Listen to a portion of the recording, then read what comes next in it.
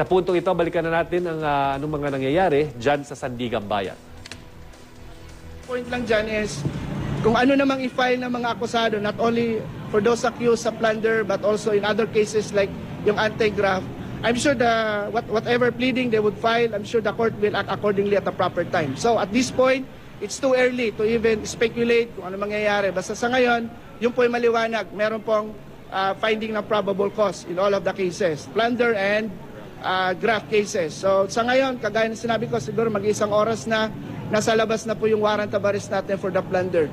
Yung sa anti-graft, on the process pa rin, pero hopefully within the day we can also release them. Together with copies of the minute resolution with respect to the anti-graft cases. Okay? Teka lang. Kasi ito, we only have limited copies. Photocopy. Sir, patingin lang dun sa camera lang, sir. Hindi, ganito na lang. Okay, sa puntong ito, humingi tayo ng karagdagang detalye sa balitang pagpapalabas ng arrest warrant laban kay Senator Enrile sa ating kasamang si Sandra Aguinaldo. Sandra. Yes, Sino, sa ngayon ay naka-standby, no, naka-alert itong mga guards at ang sheriff, no, ng Sandigan Bayan dahil nga doon sa inihatid na arrest warrant laban dito kay Senator Enrile doon sa Camp Crame. Kinumpirma nga sa atin na on the way na at ito raw ay i-serve ng PNP. Ngayon, ang dalawang senaryo ang nakikita nila dito, no, dahil nga medyo late na at hanggang 4:30 yung Sandigan Bayan, ay pwede rin naman daw na dumiretso na itong si Senator Enrile sa Camp Crame at doon na siya manatili. Ngayon, pwede rin naman siyang dumiretso dito sa Sandigan Bayan, pero ang mangyayari dyan ay baka abutin siya dito, no, ng pagsasara ng opisina at maaari siyang mag-overnight dito. Gayon din, Chino, na paalala rin naman sa atin ng sheriff na in the past naman daw, may pangyayari rin na nag-e-extend ng office hours ang Sandigan Bayan. Yun na nga lang, hindi malinaw sa ngayon kung gagawin yan para dito kay Senator Enrile. Kaugnay naman sa sinasabi, no, na commitment order kasi usually kailangang magkaroon ng commitment order pa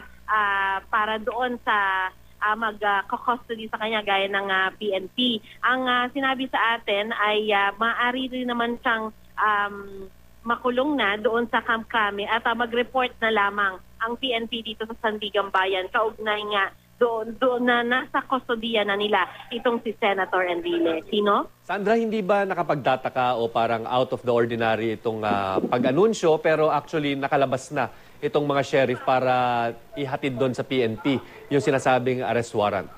Oo, ang nangyari dito, Sino, ay parang sabay ang nangyari, no, in the sense na parang habang nagpe-prepare ang clerk of court ng pag-aanunsyo ay tumatakbo na rin, no, yung kanyang sheriff. Ang system dito, Chino, ay bawat division ay may sariling sheriff, no, kaya kahit na nag-abang kami doon sa sheriff's office ay yung papel, yung mismong arrest warrant ay hindi na ibinaba sa kanya. Tuloy-tuloy na ito papunta doon sa Camp Crame, Chino. So yung commitment order na dapat nga ibigay, no, ng Sandigan Bayan doon sa mga arresting o na mga law enforcers ay given na kung saan makuha si Senator Enrile, yung default ay yung PNP Custodial Center. Tama ba yan?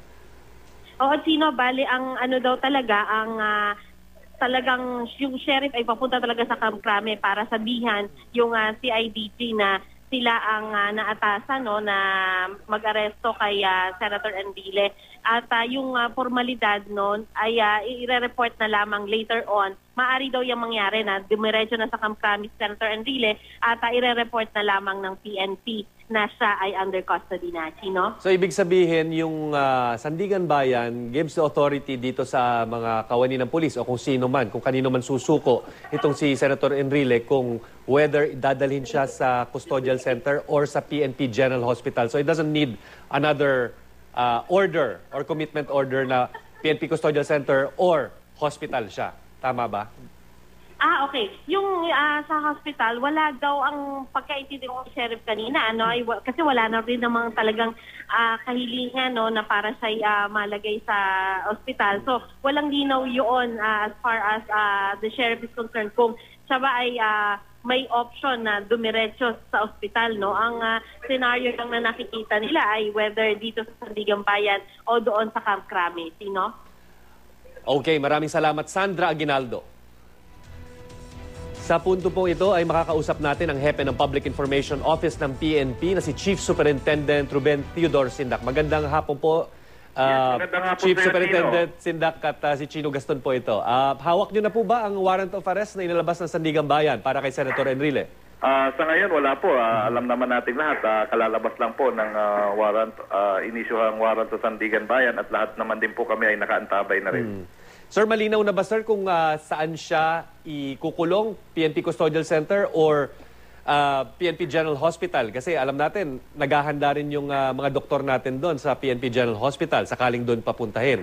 Well, Chino, again, ito nga'y nakasalalay or nakasaatang siyempre sa Sandigan Bayan kung upon return of the warrant, saan nila i-issue ang commitment order or order of detention. Subalit nga, ang PNP naman po ay nakahanda sa lahat ng possible scenario, eventuality at option. Yung sa PNP General Hospital po, ang paghahanda lang naman po dyan ay just in case may medical emergency at kung sakali naman ay doon din ipag-utos ng Sandigan Bayan. Sir, kasi medyo hapon na ngayon at ang pagkakaintindi natin sa mga kasamahan natin doon sa Sandigan Bayan, maaaring matapos na yung office hours. So, PNP will have to decide whether Custodial Center and or sa General Hospital and then saka nyo na lang i-inform yung Sandigan Bayan. Gaya nung parang nangyari nung mga nitong pagsuko at yung paghuli din dito sa naunang dalawang senador. Tama ho ba?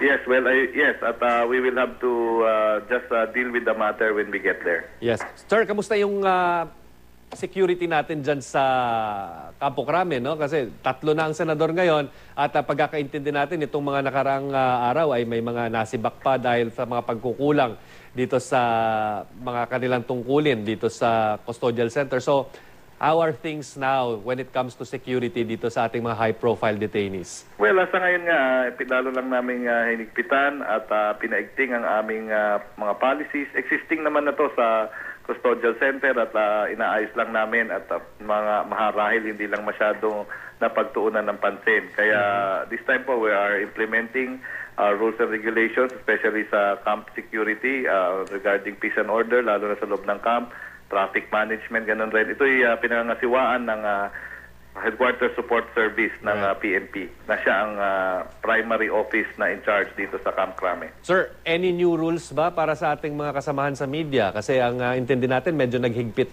ang HSS o yung Headquarters Support Service dito sa mga kasamahan natin sa media na nagko-cover at nagbabantay dyan sa PNP Custodial Center. Well, yung sa media naman, they will expect lang similar rules or similar practice that we used for the naunang mga sitwasyon or naunang mga kaso. They're very familiar with that. Ang emphasize lang namin, especially with the OB vans and of course yung pag-cover ay humingi lang ng clearance o pahintulot sa ating Headquarters Support Service through the PIO. And of course, mag-indicate na kaagad po ng duration, exact time or duration na kailangang isasagawa to para hindi naman indefinite. So yun lang naman ang medyo in-emphasize ng Headquarters Support Service. Alam ko, sinagot mo na to dati, pero para na lang marinig na ating mga kababayan, no special treatment dito sa 3 nating mga high-profile detainees. Tama po ba? Ang sinasabi natin, no special treatment sa lahat ng mga detainees sa custodial service. Hindi ko pa ina-assume na magiging detainee po namin ang mga sumunod na nilabasan ng warrant of arrest. Sir, ano ba yung nakahinatnan dun sa sinasabing nagreklamo daw yung ibang mga inmates doon sa PNP Custodial Center? May resulta na ba yung investigasyon o probe natin tungkol dito? Well, doon, we just took note of their observations at kasama na to sa mga sinasagawang pagbabago o pag-i-improve ng aming serbisyo at pagtutupad ng tungkulin ng custodial service. At ito'y patuloy naman na ini-improve din nila as they go along. Sir, si Senator Enrile, pareho rin ng privileges, no, sa pagkakaintindi natin. So yung visitation nito, the same day or different days dito sa dalawang senador? Yeah. We are going to an interim type of visiting privilege at ina-align nga po namin ang ating visiting privilege to that of the BJMP. And that is why inaantay lang po natin ang notation ng higher headquarters para ma-full swing na po to. Pag ito'y na-annotate na or alam na ng aming command group dito sa national headquarters, ay pwede naming pasimulan to ng Tuesday to Sunday. Maraming salamat, Chief Superintendent Ruben Theodore Sindak.